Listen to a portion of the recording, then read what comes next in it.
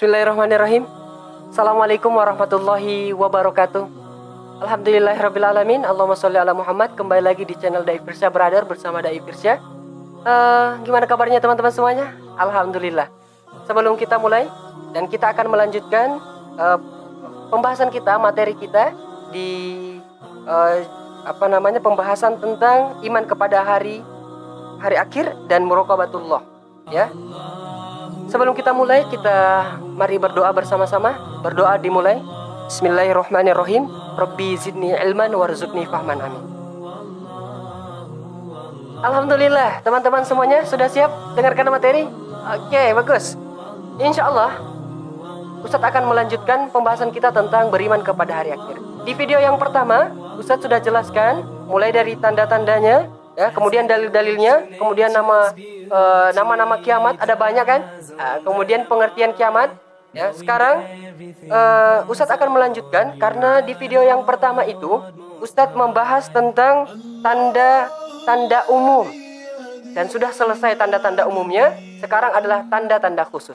Ustadz akan menjelaskan kembali apa sih itu tanda-tanda khusus.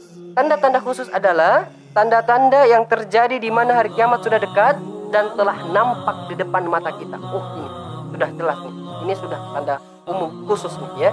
Oke. Tanda-tanda khususnya itu ada 10, teman-teman, ya.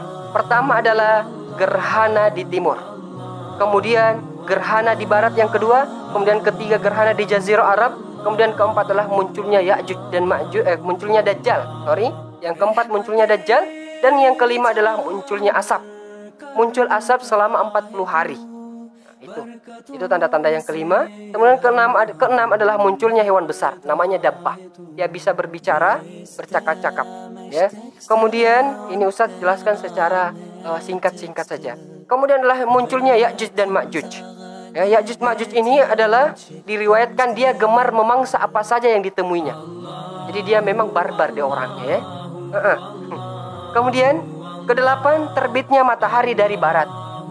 Ini kedelapan. Kemudian ke-9, keluarnya api dari Aden, yaitu dari kota Yaman, ya.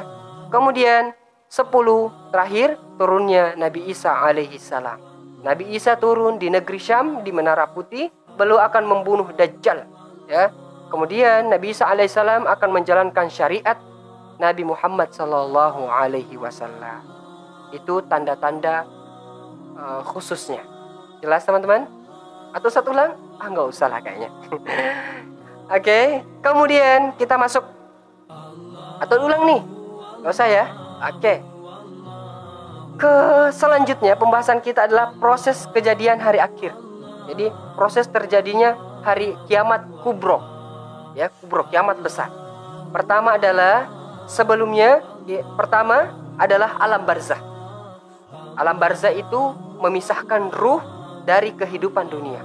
Alam barzah merupakan persiapan menuju alam akhirat, ya, di mana manusia, ya, menunggu datangnya hari kiamat. Jadi manusia barzah itu berpisahnya ruh, keluarnya ruh dari tubuh manusia, lalu nanti menunggu. Di mana menunggunya? Di alam kubur, ya. Ustaz sudah jelaskan di video yang pertama. Kemudian yaumul ba'ats dan padang mahsyar, yaumul hasyr. Jadi setelah itu, di saat manusia di alam kubur menunggu hari kebangkitan, maka datanglah yang namanya yaumul ba'ats, hari kebangkitan. Dibangkitkan manusia dari alam kubur, kemudian dikumpulkan di padang mahsyar. Ya, padang mahsyar itu sangatlah dahsyat, panas, kaki tanpa alas kaki, berjalan tanpa berpakaian, tapi tak ada seorang pun yang peduli dengan orang yang lain, sibuk dengan dirinya sendiri, ya, memikirkan dirinya sendiri. Panasnya luar biasa, Masya Allah. Tidak terbayang, teman-teman semuanya, ya. Kemudian selanjutnya setelah di padang mahsyar maka akan dihisab, diperhitungkan, ya, menghitungkan atau menghisab semua amal perbuatan manusia, ya. Kalau amalnya baik, ya dihitung baik. Kalau amalnya jelek, maka dihitung jelek. Itu. Kemudian nanti mizan, hari pertimbangan. Manusia nanti di hari akhir akan ditimbang amal perbuatannya, ya, sesuai dengan apa yang telah dia lakukan. Kemudian setelah ditimbang dan diketahui, ya, ternyata berat amal baiknya, maka akhirnya adalah dia akan masuk ke dalam surganya Allah Subhanahu wa taala. Semoga kita termasuk di dalamnya. Amin.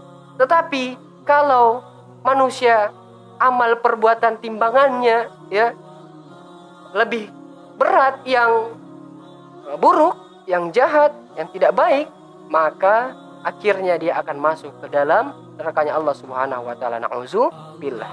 Gambarannya surga, Masya Allah, di dalamnya berbagai macam apa-apa yang sudah disediakan oleh Allah Subhanahu wa taala.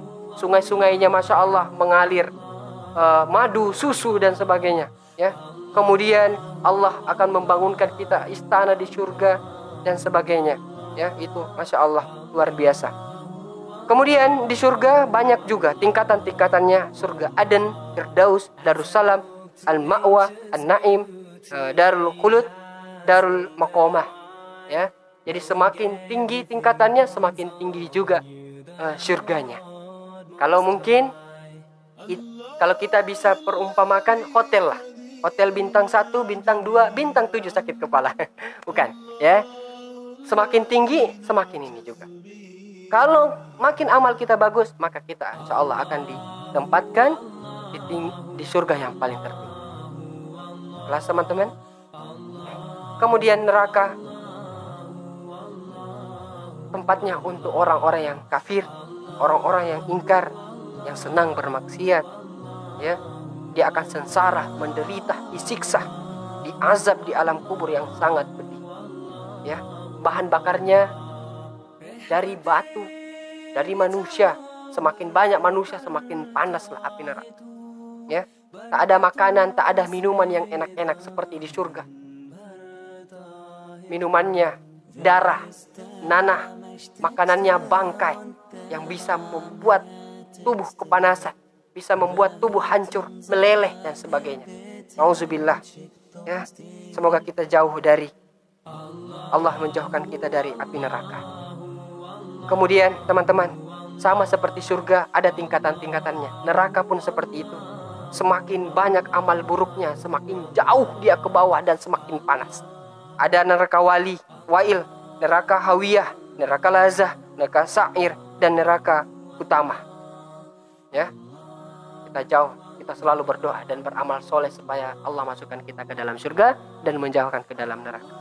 Kemudian selanjutnya adalah muraqabatullah. Apa itu muraqabatullah?